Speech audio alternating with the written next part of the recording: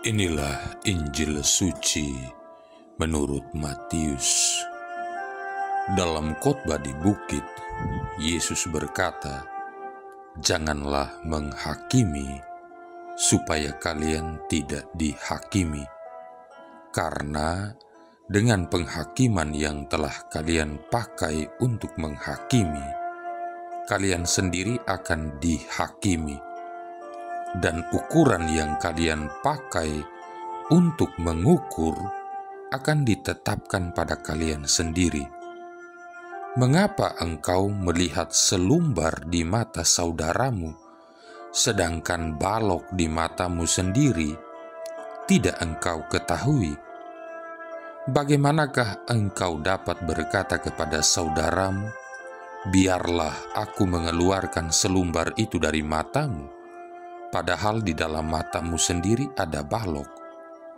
Hai orang munafik, keluarkanlah dahulu balok dari matamu sendiri, maka engkau akan melihat dengan jelas untuk mengeluarkan selumbar dari mata saudaramu." Demikianlah sabda Tuhan. Saudara-saudari yang terkasih, Richard Foster mengawali bukunya Celebration of Disciplines dengan sebuah kalimat yang mengingatkan kita semua, "Superficiality is the curse of our age." Artinya, superficialitas merupakan kutukan di zaman kita. Kita hidup di era superficial, era yang mementingkan kehidupan lahiria, hal-hal yang tampak di permukaan, era kosmetik, era hidup yang penuh dengan topeng. Kita mengenakan berbagai topeng untuk menutupi diri kita yang sebenarnya. Kita pura-pura berdoa, pura-pura misa, pura-pura produktif bekerja, pura-pura aktif melayani, pura-pura peduli dengan orang lain, pura-pura juga cinta kepada Tuhan. Terus-menerus berpura-pura, padahal kita melakukan semua itu bukan untuk kemuliaan Tuhan, tetapi untuk kemuliaan diri sendiri, untuk memenuhi kebutuhan ego kita. Itu sebabnya kadang-kadang dalam batas-batas tertentu, menurut saya, perkataan Sigmund Freud, seorang ateis, ada benarnya juga. Sigmund Freud berkata, manusia beragama sebenarnya sedang menciptakan Allah bagi diri mereka sendiri untuk memenuhi kebutuhan ego sendiri. Allah adalah proyeksi dari kebutuhan manusia. Karena keadaan manusia beragama seperti ini, maka Freud mengatakan kalimat berikutnya, agama sebenarnya adalah tongkat penopang bagi orang lemah. Jika seseorang begitu marah melihat dosa-dosa orang lain, tetapi tidak marah terhadap dosa-dosa sendiri, meremehkan dosa-dosa sendiri, ini adalah salah satu bentuk kemunafikan.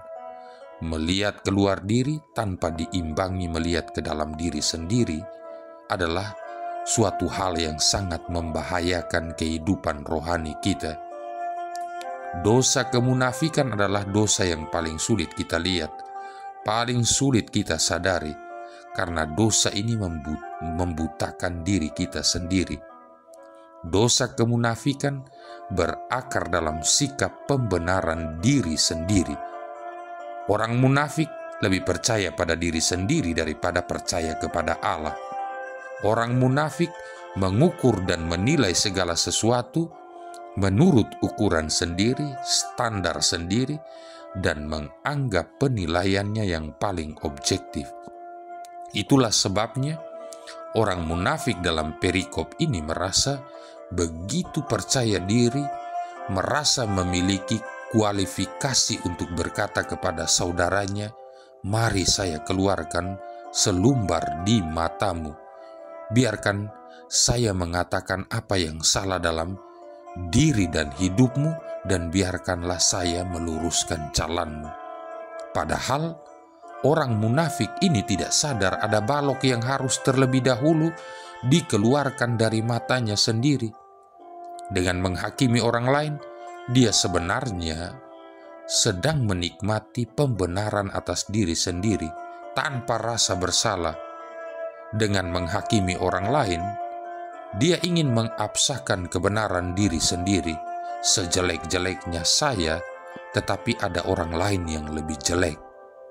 Sikap menghakimi secara kejam bukan saja merupakan tanda kemunafikan yang membutakan seseorang terhadap realitas diri sendiri, tetapi pada saat kita melakukan penghakiman yang kejam kepada orang lain, maka kita telah mengambil alih posisi Allah sebagai satu-satunya hakim yang benar.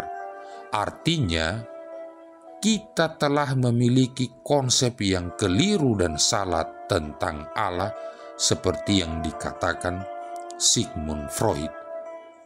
Saudara-saudari yang terkasih, pada saat kita terlebih dahulu mengeluarkan balok dalam mata kita, baru kita dapat melihat dengan jelas siapa Allah, siapa sesama kita, dan siapa diri kita sendiri.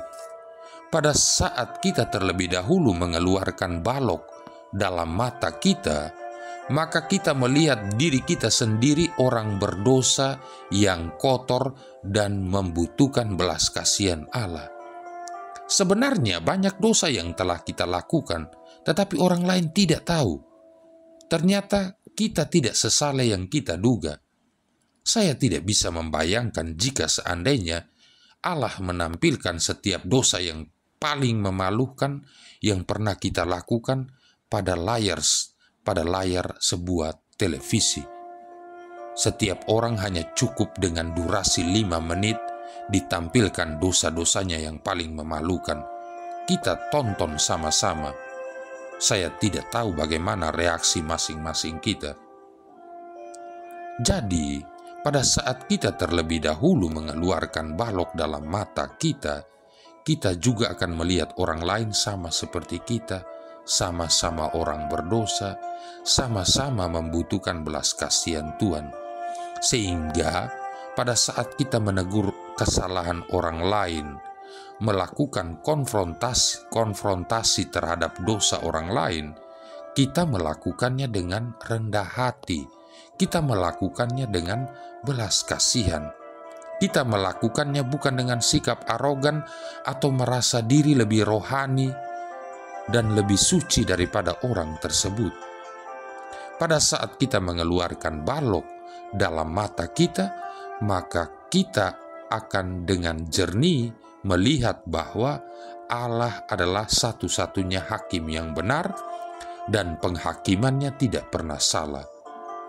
Saudara-saudari yang terkasih, William Barclay pernah mengatakan salah satu disiplin rohani yang terabaikan pada masa kini adalah evaluasi diri, self-evaluation. Mengapa kelihatannya pertumbuhan rohani kita sangat lambat?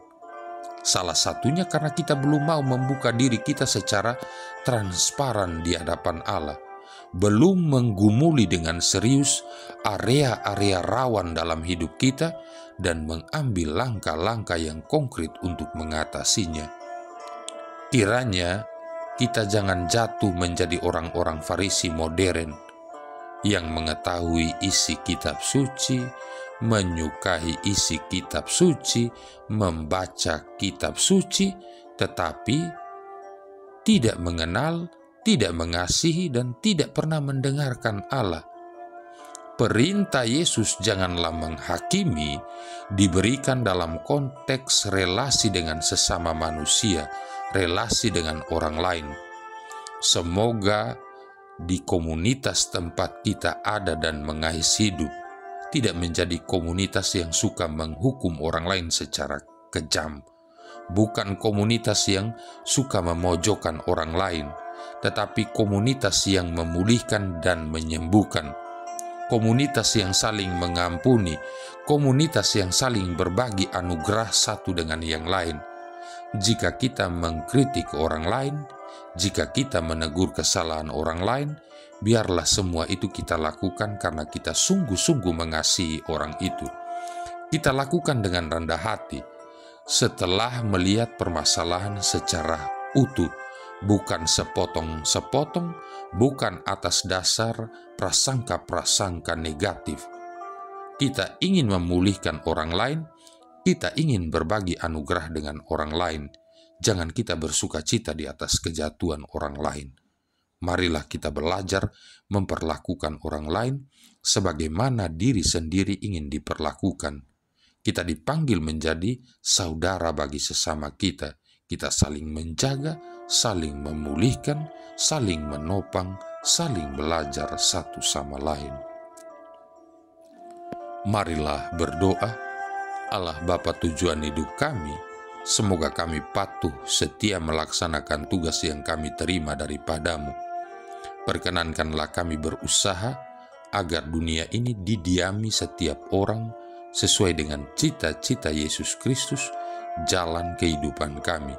Sebab dialah putra-Mu Tuhan dan pengantara kami, yang bersama dengan Dikau dalam persatuan Roh Kudus hidup dan berkuasa, satu Allah sepanjang segala masa. Tuhan memberkati kita sekalian, Bapa, Putra, dan Roh Kudus.